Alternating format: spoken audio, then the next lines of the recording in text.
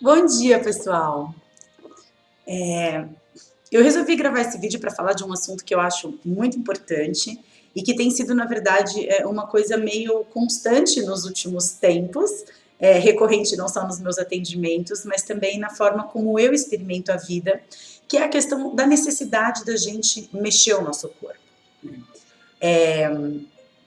Quando eu falo mexer o nosso corpo, muito mais do que se enfiar numa academia e ficar puxando ferro artificialmente, ou então sentado numa bicicleta lendo um livro, ou ouvindo uma música, ou alguma coisa do gênero, quando eu falo mexer o corpo, eu falo mexer o corpo conscientemente, mexer o corpo com presença, alinhado na sua presença.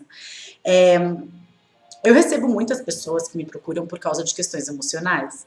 Eu sou formada em psicologia, eu trabalho com seres humanos, com desenvolvimento pessoal, então muitas são as pessoas que me procuram com essa questão específica da ansiedade, da depressão.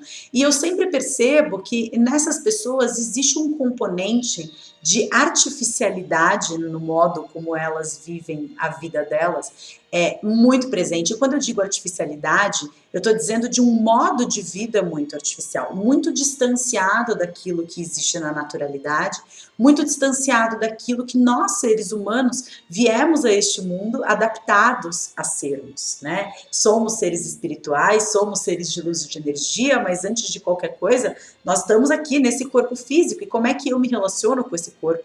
Como é que eu lido com esse corpo? Como é que eu faço para esse corpo funcionar adequadamente? Então, eu acho que não só algumas doenças vêm surgindo como resultantes desse processo de distanciamento do ser humano da sua realidade natural, né, do seu encaixe dentro da naturalidade, como, por exemplo, síndromes como a obesidade, como, por exemplo, doenças degenerativas que cada vez mais encontram-se associadas à alimentação muito pautada no que é artificial, mas também a essas questões emocionais de ansiedade, de depressão. E esse vídeo é para falar da relação entre essas coisas e a falta de movimentação do corpo. Então, para isso, eu vou voltar alguns anos, né, no tempo, lá para a época em que éramos homens das cavernas, para o tempo em que Homo sapiens apareceu sobre a face da Terra, somos Homo sapiens, dessa espécie incrível, e naquela época, quando o Homo sapiens apareceu sobre a face da Terra, nós tínhamos um meio de vida extremamente diferente do que temos hoje. Era um meio de vida em que estávamos constantemente em movimento. O ser humano, ele era nômade, né? Só depois de muito tempo é que ele começou a se fixar e formar cidades, mas num primeiro momento o Homo sapiens, ele era um ser nômade, ele era um ser que, por ser nômade, ele estava sempre em movimento, ele não tinha um teto fixo sobre a sua cabeça, então essa era uma preocupação do Homo sapiens, né? Procurar um abrigo. Ele, como não tinha uma residência fixa delimitada, ele interagia, né, com os perigos da naturalidade, como, por exemplo, os predadores naturais. Ele também tinha uma preocupação com a defesa, né, do seu grupo social, da sua família, da sua prole, do seu grupo mais próximo, porque não existiam cercas que impediam a entrada de inimigos, não existia um supermercado a cada esquina, né? Então eles estavam sempre preocupados em conseguir alimento. Muitas vezes as próprias rotas migratórias, elas foram estabelecidas em função da viabilidade, né, de alimentação, em função da possibilidade de encontrar regiões mais ricas, né, em termos de alimentação. Então, essas eram as contingências de vida do Homo sapiens quando nós surgimos. Mas por que eu estou falando disso? Porque a mente, ela é um instrumento adaptativo, ela é um instrumento de navegação. Se a mente ela fosse disfuncional, que nem muita gente tem vontade de tacar a mente do penhasco, e eu digo, a mente ela é adaptativa, ela é funcional, porque pela psicologia evolutiva, a gente não passaria para frente uma característica que se mostrasse completamente inadaptada e disfuncional. Então, se a nossa mente é capaz de pensar o tempo todo em tantas coisas, é porque ela serve para alguma coisa. É porque num primeiro momento ela foi extremamente funcional. E se a gente se teletransportar para esse tempo em que todas as preocupações dos homens, né, de todos nós, giravam em torno da sobrevivência, a mente ela era muito funcional. Ela estava o tempo todo tentando resolver problema. Então, aonde que tem água potável? A mente, ela se destinava a encontrar água potável. Como que eu posso construir um teto sobre a minha cabeça porque está vindo uma tempestade, porque pode cair uma árvore em cima? E a mente estabelecia um modus operandi para conseguir chegar nesse objetivo. Eu preciso defender a minha prole, então eu preciso ficar num ponto estratégico. A mente estava pensando o tempo todo, a mente estava sendo útil o tempo todo. A partir do momento em que o homem passou a se estabelecer em conglomerados humanos, né, as primeiras cidades, e começa a introduzir um meio muito artificial de vida, de oferta muito rica de alimentos, de abundância de água, de isolamento do perigo, a gente passa a se movimentar cada vez menos. E a mente passa a ficar cada vez mais ociosa, né?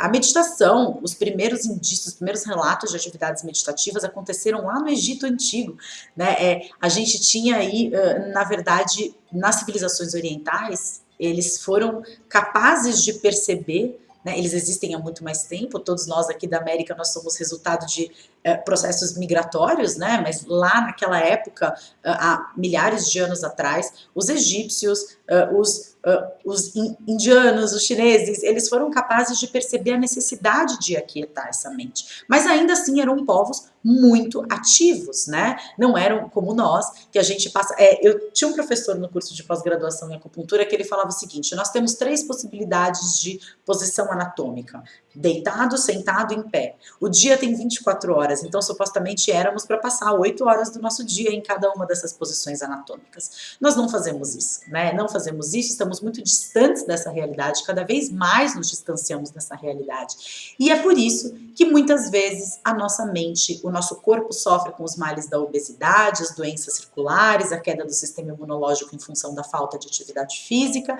e a nossa mente sofre porque ela se encontra hiperativa, ela foi feita para pensar em todas as possibilidades ao mesmo tempo, e ela não tem mais o que fazer. A gente tem geladeira, a gente tem forno de micro-ondas, a gente tem água encanada, a gente tem cerca elétrica, a gente não tem os predadores naturais, mas nas grandes cidades temos a criminalidade, temos o bandido na esquina escura. Então, como tentar retornar para esse estado em que a mente era funcional? E aí é que eu chego nas atividades físicas que visam a integração entre corpo, mente e emoções, né? E aí eu vou bater na tecla do Qigong, porque como eu sempre digo, eu não tenho como levar ninguém aonde eu nunca estive antes, e o Qigong, ele apareceu na minha vida num momento em que eu sofria de muitas dores no corpo, eu tinha problemas, ainda tenho um pouquinho, mas o alívio que eu consegui através do Qigong, de dores nas costas, de dores no joelho, de dores nos ombros que eu tinha em função, eu tenho uma profissão que eu fico muito tempo sentada, em função da falta de atividade física, em função de oscilação de peso e de todas essas coisas que a gente sofre hoje em dia, né, na nossa vida. A gente dificilmente tem uma vida em que a gente harmonicamente esteja constantemente em movimento, muito poucos são os de nós que conseguem isso. Então, atividades como o Qigong, por exemplo, o Tai Chi Chuan é um tipo de Qigong, a própria Yoga é considerado um tipo de Qigong. Qi é energia, Kung é método, prática ou treinamento. Então, Qigong é uma expressão que se refere a toda uma ampla gama de atividades físicas que integram, né, que visam a mobilização de Qi, de energia pelo corpo, e que integram, na verdade, o corpo e a mente, né? O Qigong, ele é uma atividade considerada uma arte taoísta, né? Então surgiu na China, a gente tem relatos de painéis com gravuras de Qigong de 5.000 anos atrás, como uma forma de movimentar o corpo, de circular não só a energia, mas todas as substâncias vitais que temos no nosso corpo, como por exemplo o sangue, como por exemplo os fluidos corpóreos, que são responsáveis por irrigar as nossas articulações, tal qual uma árvore tem a seiva que percorre a árvore da raiz até a copa, nós também temos, né, a nossa seiva, são as nossas substâncias vitais, é o nosso Qi, a nossa energia, o nosso Qin, o nosso Xue, que é o sangue. Essas substâncias, elas precisam seguir pelo nosso corpo, e muitas vezes o sedentarismo, muitas vezes ficar muito tempo na mesma posição, impede que a gente tenha essa fluência dessa energia pelo corpo. Então, quando eu falo de atividade física como uma forma, tem um ditado na medicina chinesa que diz o seguinte, que diz que onde a mente vai, ela leva consigo o Qi. Então, onde quer que a nossa mente esteja, a nossa energia vai junto. Então, se você tiver com 1001 preocupações na cabeça, a sua energia vai estar sendo desgastada por essa hiperatividade mental. E se você não tem 1001 problemas na cabeça, se você está naquele momento focado, com a sua atenção voltada para o seu corpo, tem um dos exercícios do Qigong que se chama recolhimento, então você faz uma captação de energia do meio à sua volta e coloca essa energia para dentro do seu corpo, visualizando que essa energia penetra o seu corpo no topo da cabeça e que vai como se fosse um escaneamento percorrendo o seu corpo até a sola do pé, até os órgãos vitais na região abdominal, e por onde essa energia muito pura, muito brilhante, muito luminosa passa, ela vai trazendo purificação, ela vai trazendo limpeza, ela vai trazendo saúde. E da mesma forma tem um recolhimento do Qi túrbido, da energia considerada nociva, considerada densa, considerada insalubre. A gente recolhe essa energia e põe para fora do nosso corpo e transforma essa energia, captando a energia dos astros, a energia do céu, a energia de cura, e coloca essa energia para dentro do nosso corpo novamente. Se você tiver com a sua atenção voltada para isso, onde a sua mente está, a sua energia está junto, né? O nosso cérebro ele não sabe a diferença entre realidade e imaginação. Então, por falar em Qigong, fica o convite para quem for de Curitiba ou então dos arredores de Curitiba. Eu vou estar por aí do dia 22 ao dia 24 de março. Eu vou dar um workshop de Qigong no Espaço Ágina de Saúde Integral em Curitiba, da querida Ana Marta. Eu vou colocar aqui nas informações gerais do vídeo todas as informações a respeito desse workshop. Quem tiver interesse, fica o convite, entre em contato. Se você tem interesse de levar o Qigong para a sua cidade, para a sua comunidade, entre em contato comigo. Eu costumo brincar com o meu sobrenome, me chama que eu vou.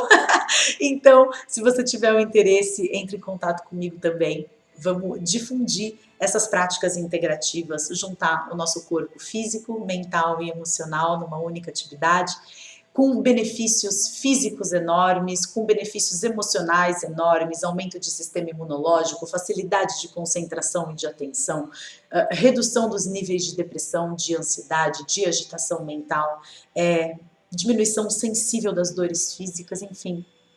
Qigong é uma ferramenta incrível, eu sou super suspeita para falar, porque eu sou fanzoca mesmo. Então, quem tiver interesse, entre em contato comigo. Eu espero que vocês aproveitem essas dicas e que se coloquem mais em movimento, trazendo para vocês mesmos uma vida mais harmoniosa e mais feliz. Gratidão pela atenção, um beijo muito grande e até a próxima, pessoal.